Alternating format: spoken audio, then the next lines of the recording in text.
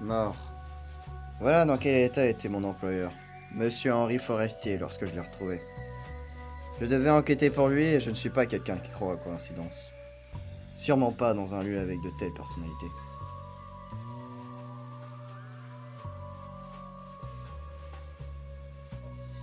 Alors, dites-moi, où étiez-vous durant la réception?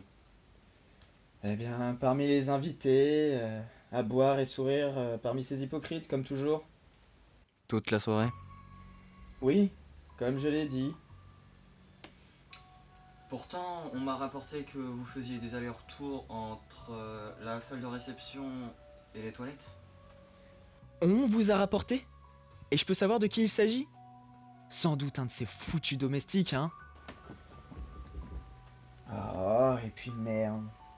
Oui, en effet, j'ai fait plusieurs allers-retours aux toilettes. Mais c'est pas normal pour quelqu'un qui boit. Si, bien sûr. Mais ça m'amène à me demander si vous vous êtes pas plus baladé que ça. Non. Tant bien. Alors, parlez-moi de Monsieur Forestier. Et qu'est-ce que vous voulez que je vous dise à son sujet? Il a fini comme ce qu'il était, un rat. Après 1 an à bosser pour nous, je pouvais toujours pas l'encadrer. Surtout depuis qu'il s'était mis à fouiner ce sale fils. Je ne parlerai plus sans mon avocat. Permettez-moi, madame, que je parle à votre majordome seul à seul. Allez-y. Bastien Fritz, c'est ça? Je peux vous appeler Bastien. Parfait. Alors, Bastien, depuis combien de temps vous travaillez pour le compte de Madame Lee? Depuis une dizaine d'années. C'est intéressant. Vous n'avez pas d'accent. J'aurais juré que vous étiez allemand. Oui, en effet, je suis allemand. Et concernant mon accent, j'ai fait en sorte de le perdre, car cela semblait faire peur aux clients de madame. Et vous faites quel genre de boulot pour elle? Qu'insinuez-vous, monsieur le détective? Que j'aurais tué le dernier comptable travaillant chez madame? Je dis simplement que c'est une hypothèse à ne pas exclure.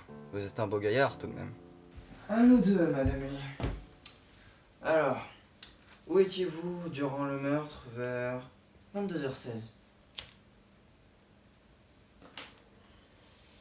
Eh bien, je me trouvais dans la salle de réception, c'est très simple, en compagnie de Madame Bréant et du sénateur Marc. Bien. En tout cas, je dois admettre que c'est une belle brochette de personnages. Oui, nous étions à l'école ensemble.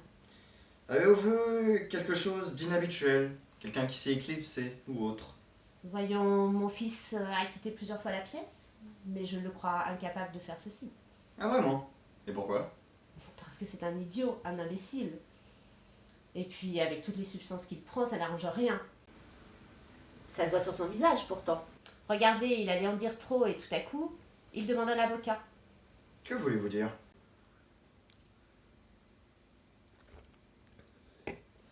Je ne me salis jamais les mains, monsieur le détective.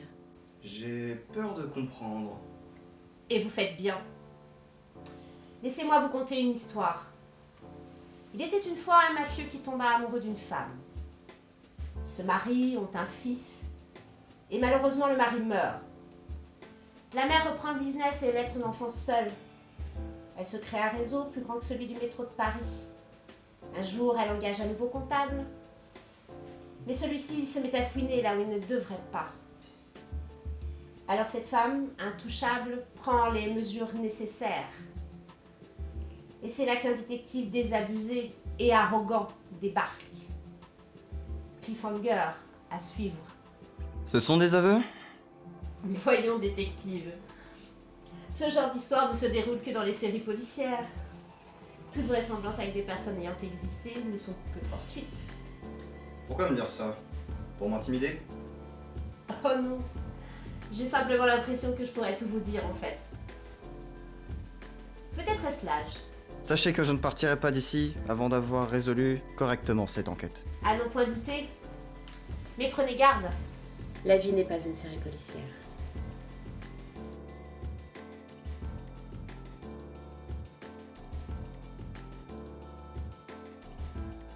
Depuis mon arrivée ici, je sens que nous sommes en guerre. Et pour la première fois de ma vie, je crois que j'ai perdu.